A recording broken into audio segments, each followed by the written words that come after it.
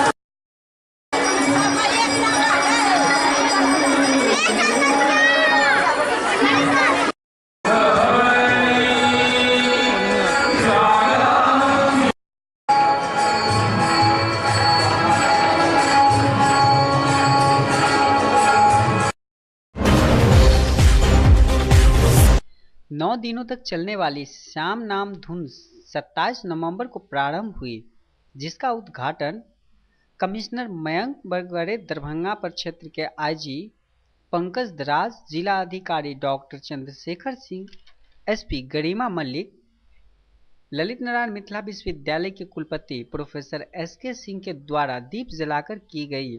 वहीं आए अतिथियों को मंदिर परिवार के द्वारा चुनरी और माला से सम्मानित किया गया।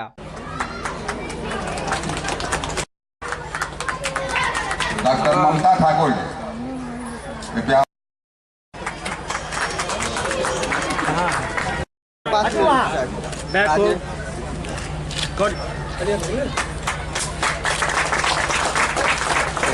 कैमरा निकले हो आगे वाला। हमारे सभी श्रद्धेयजन,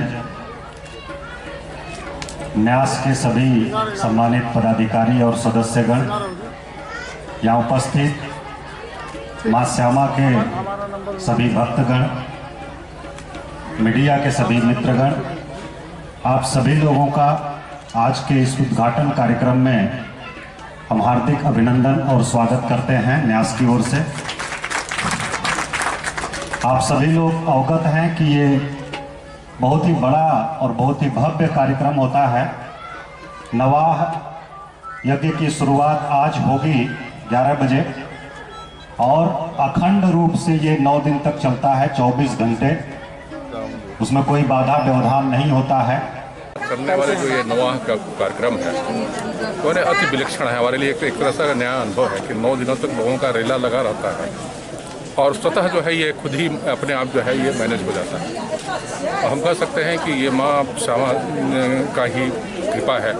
इतनी भीड़ आती है, कहीं कोई प्रॉब्लम नहीं होता है और 9 दिनों तक लगातार अनवरत रूप से बिना विघ्न के ये कार्यक्रम चलता रहता है। तो यहाँ आकर के मतलब मैं अपने को धन्य समझता हूँ और विशेष रूप से आयोजकों को यहाँ पर बुलाने के लिए मुझे और इस कार्यक्रम इसमें जो है थाना जो है आसपास के उनके माध्यम से और अन्य जो है हम लोगों का जो अलग से जो है फोर्स के इस तरह के दस्ते जो हमेशा महिलाओं और पुरुषों और बच्चों जो भी यहाँ पर आ रहे हैं भक्त उनकी सुरक्षा के लिए 24 घंटा पालीवार तैनाती में रहेंगे। मैडम एक प्रॉब्लम यहाँ पे है कि विश्वविद्यालय का जो गेट है वो चारों तरफ से बंद रहता है और भीड़ ऐसी होती है कि उसको कंट्रोल करना थोड़ा दिक्कत होती है। क्या वो गेट खुलेगा या भीड़ के नियंत्रण के लिए यहाँ पे पर्याप्त मात्रा में मजिस्ट्रेसी और पुलिस बल की प्रतिनियुक्ति उस गेट की बात करें गेट के बारे में आप एडमिनिस्ट्रेशन यहाँ पर प्रतिनियुक्ति जो है वो कंप्लीट है। शाम में महिलाओं की काफी 9 दिन का ये नवाह यज्ञ का कार्यक्रम होता है और आज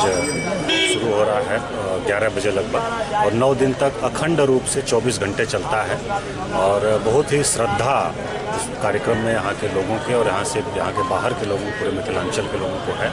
तो उसके लिए हम लोगों ने न्यास समिति की ओर से व्यवस्था किया है और आज उद्घाटन कार्यक्रम हुआ है। हम लोगों का प्रयास है कि जितने श्रद्धालु भक्तगण यहाँ आएँ उनको किसी प्रकार की असुविधा नहीं हो, उनको जो सारी सुविधाएं हैं वो सही समय पर मिलें, ये हम लोग प्रयास कर रहे हैं। सुरक्षा व्यवस्था के दृष्टिकोण से भी एसएसपी मैडम ने सारी व्यवस्था की है। तो आज उद्घाटन कार्यक्रम में हम सभी लोग शामिल हुए हैं। सभी भक्तों को बहुत बहुत शुभकामना है और न्यास के लोगों को भी। फोर्स मजिस्ट्रेट का डिप्यूटेशन किया है वो भी 24 घंटे का है, 8-8 घंटे करके हम लोगों ने किया है 3 शिफ्ट में। तो यहाँ सुरक्षा व्यवस्था पर्याप्त रहेगी और यहाँ चूँकि सोने का वो कार्यक्रम नहीं है, वो रात भर चलता रहता है, तो उसमें शामिल होने का कार्यक्रम है। तो उस दृष्टिकोण से हम लोगों ने पूरे रात के लिए भी व्यवस्था किया है। चारों बगल से जो गेट है यूनिवर्सिटी का जो गेट है वो अभी चारों बगल से बंद रहता है। हाँ। और भक्तों की भीड़ चारों तरफ से आती है और निकासी भी उसी रास्ते से हो जाती है। तो क्या प्रशासन मतलब हम लोग करने आए थे, उन लोगों ने लगभग आधे शहर का परिभ्रमण किया, फिर यहाँ 10 बजे शोभा यात्रा पहुँची और उसके बाद 10:15 बजे इसका विधिवत उद्घाटन हुआ, जिसमें माननीय आयुक्त, जिलाधिकारी, वरीय पुलिस अधीक्षक, आईजी साहब, मिथिला विश्वविद्यालय के कुलपति आदि अनेक गणमान्य व्यक्ति उपस्थित थे। उसी अवसर पर माँ श्यामा संदेश नामक पत्रिका का लोकार्पण हुआ, मंदिर के कैलेंडर का लोकार्पण हुआ और अब थोड़ी ही देर में अग्नि स्थापना की जाएगी प्रधान पुजारी पंडित प्रेमानंद झा जी के द्वारा। उसके बाद माँ की पूजा होगी, आरती होगी, मंच पूजन होगा और हम लोगों का अपना कार्यक्रम भी 11:30 बजे हम लोग नाम धुन का उच्चारण शुरू करें। आज अगर 11:30 बजे शुरू होगा तो लगातार 9 दिन और 9 रात 10वें दिन 6 तारीख को ठीक 11:30 बजे इसका समापन होगा नाम धुन का। उसके बाद तरह तरह के कार्यक्रम होते हैं, वो श्याम खाटू मंडल के भजनों की प्रस्तुति होती है, यहाँ के स्थानीय कलाकार भजनों की प्रस्तुति करते हैं। 60 पंडितों के साथ चलने वाला यह 9 दिन का नवाह यज्ञ पूरे धूमधाम के साथ मंगलवार को दिन के 12:30 बजे प्रारंभ हुई, जो 9वें दिन के 12:30 बजे समाप्त होगी। बोलिए श्यामा माई की जय।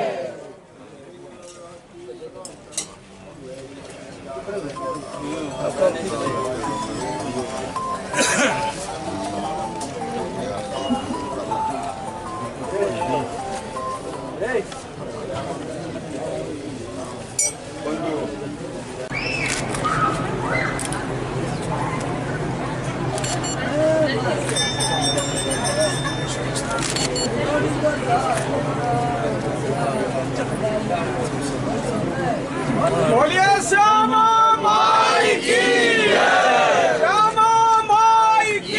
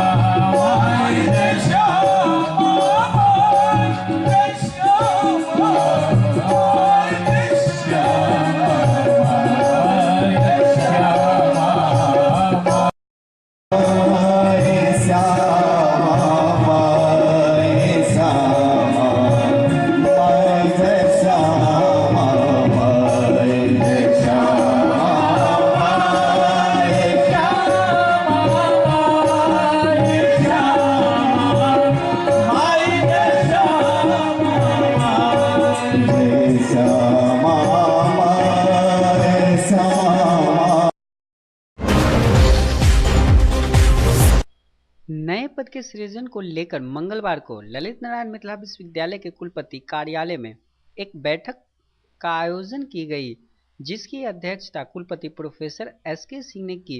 इस नए पद पर सभी बहाली आउटसोर्सिंग पर होगी। इस बैठक में प्रति कुलपति, कुल सचिव सहित विश्वविद्यालय के अधिकारी मौजूद थे। सिद्धांत का होता है आउटसोर्सिंग में आउटसोर्स एजेंसी जिसको देगा उसको हम एक्सेप्ट नहीं कर सकते जी। हम अपना एक मैकेनिज्म डेवलप कर सकते हैं। भेजता चाहिए इस आधार पर आदमी का नाम भेज, वो नाम भेजता था, उसको हम स्क्रीन टेस्ट करते थे या नहीं करते थे। एक बात इसमें सर है, सैलरी तो अब सैलरी क्योंकि हमको बढ़ानी थी, एक टेस्ट हुआ स्किल टेस्ट, हमारे हमको तो प्रेशर दिया गया कहीं होगा था, हम लोग यही हुआ है। हाँ, जो भी करवा इंटरव्यू भी लिया, सारी चीज हुआ, सब चीज प्लेटफॉर्म मेरा ही था। मंगलवार को ललित नारायण मिथिला विश्वविद्यालय के जुबली हॉल में सूक्ष्म, लघु एवं मध्यम उद्योगों के लिए एक बैठक का आयोजन किया गया। यह बैठक वित्तीय समावेश और विकास विभाग के द्वारा किया गया, जिसमें मुख्य वक्ता के रूप में Patna reserve bank of India के अधिकारी थे, जिन्होंने शहर में चल रहे उद्यमों और सरकार के द्वारा दी जा रही सुविधा पर प्रकाश डाला। इस बैठक में जिले के विभिन्न बैंकों से आए कर्मियों ने भाग लिया। इस बैठक की अध्यक्षता आरबीआई पटना के महाप्रबंधक मनोरंजन कुमार के द्वारा की गई। स्वागत भाषण प्रस्तुत करें।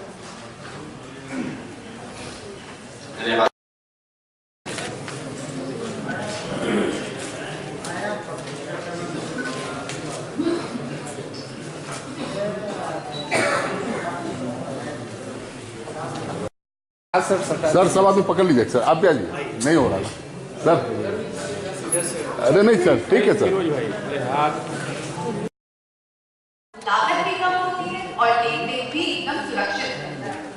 इसके लिए एक चीज और जरूरी है कि आप सब अपने खाते में मोबाइल नंबर जरूर लिंक करवा दें। कुछ सावधानियां हैं। खर्च तो निकल जाता है, पर बच्चों की स्कूल की फीस तो वो महीने से जमा नहीं कर देती। काम क्या करती थी? शादी के पहले मैंने फैशन डिजाइनिंग का कोर्स तो किया था। सपना तो था कि बुटीक खोलूं, पर उसके लिए भी तो पूंजी चाहिए। क्या करूं कुछ समझ नहीं आ रहा। छोटे उद्यमियों के लिए, दुकानदारों के लिए बहुत सारी ऋण योजनाएं शुरू की है। तुमने मुद्रा लोन के बारे में तो सुना ही होगा ना। इसमें बिजनेस और सर्विस सेक्टर में 10 लाख रुपए तक और मैन्युफैक्चरिंग सेक्टर में 25 लाख रुपए तक ऋण प्रदान की जाती है। क्या इसमें कोई सब्सिडी है? अवश्य सब्सिडी है। शहरी क्षेत्र में सामान्य वर्ग के आवेदकों के लिए 15% और ग्रामीण क्षेत्रों में रहने वालों को 25% सब्सिडी मिलती है। और SC, ST, महिला, विकलांग, अल्पसंख्यक शहरी क्षेत्र में 25% और ग्रामीण क्षेत्रों में 35% की सब्सिडी मिलती है। जुड़े हुए लोगों को ऋण प्रदान की जाती है। इसकी 3 श्रेणियां हैं: शिशु, तरुण और किशोर। शिशु में 50,000 तक की ऋण दी जाती है और किशोर में 50,000 से 5 लाख रुपया तक और तरुण में 5 लाख से 10। डीएमसीएच में कुछ दिनों से सफाई के प्रति लोगों को जागरूक हो जाने के बाद से एवं डीएमसीएच प्रशासन के सफाई के प्रति सख्त आदेश होने के बाद से सफाई कर्मी भी सफाई को लेकर जागरूक हो रहे हैं।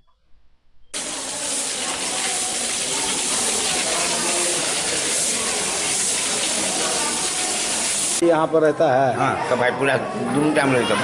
हाँ, हाँ। गंदगी नहीं ना, गंदगी नहीं रहे। पोछा लगो, झाड़ू मारे। की नाम है? लक्ष्मण साहब।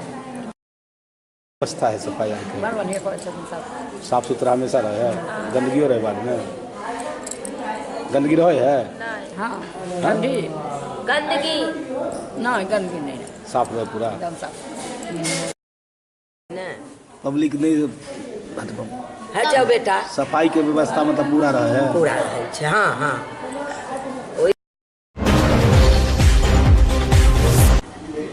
लेडीज को जाने में, जेंट्स को जाने में बहुत परेशानी होता है।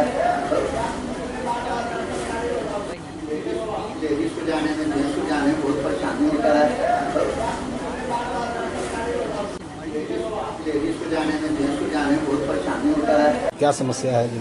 यहाँ देखिए अल्ट्रासाउंड होता है लेडीज़ का, जिसमें भी कौन सा विभाग है ये रेडियोलॉजी विभाग है, रेडियोलॉजी विभाग है ये।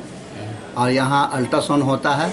जो अल्ट्रासाउंड होता है तो मरीज़ को बोला जाता है, लेडीज चाहे जेंट्स जो हो उसको कि पानी पी के रहिए। जब अल्ट्रासाउंड हो जाता है तो उन लोगों को पेशाब करना जरूरी, इसलिए बहुत देर से रोकी रहती है। जब यहाँ पेशाब करने के लिए हम तो पूछते तो हम बोलते भाई यहाँ तो दम टूटा फूटा हुआ है, पेशाब करने का तो जगह नहीं, जिसके लिए उसको बहुत परेशानी हो जाता है पेशाब करने में उसको। हाँ, जिसके लिए बहुत परेशानी है। कितने दिन से ये टूटा हुआ है? और बहुत जमाने से, मतलब लगता है कि हमको 7-8 वर्ष जब से हम आए, जब से तो देख ही रहे हैं यहाँ। क्या आपने इसके बारे में? कई बार इसमें लिख के दिया गया, कितना बार लोग आए देखने के जाके अब बन जाएगा, लेकिन आज तक ये बना नहीं। और समस्या जो है, और समस्या तो एकदम बढ़ा ही जा रहा है। जब पेशाब करने के लिए लेडीज कहाँ जाएगी? यही एक तो था, लेकिन ये भी टूटा फूटा हुआ है। किसी तरह का इसमें जाने का साधन नहीं है, और स्टाफों लोग को भी नहीं जा सकता उसमें। ये बात आपने सच कहा है कि बाथरूम की बहुत समस्या है। मैंने पहले भी ये देखा है और हमने सोचा है कि इसको जल्द से जल्द बनाया जाए। हमने भवन निर्माण जो इंजीनियर है, एग्जीक्यूटिव इंजीनियर, उनसे हमने कहा है पूरा देख करके उसको नवीनीकरण कराया जाए और बनाया जाए। और इसके अलावा मैंने उनके विभागाध्यक्ष से ये बात की है कि कोई अन्य स्रोत से उसको कैसे बनाया जाए, उसको हम लोग देख रहे हैं। लेकिन ये काम भवन निर्माण का है, जिसको हम लोग बोल रहे हैं कि एक अल्टरनेटिव व्यवस्था की जाए, जिससे कि वहाँ उन लोगों का जो ये शौचालय की समस्या है वो दूर हो सके।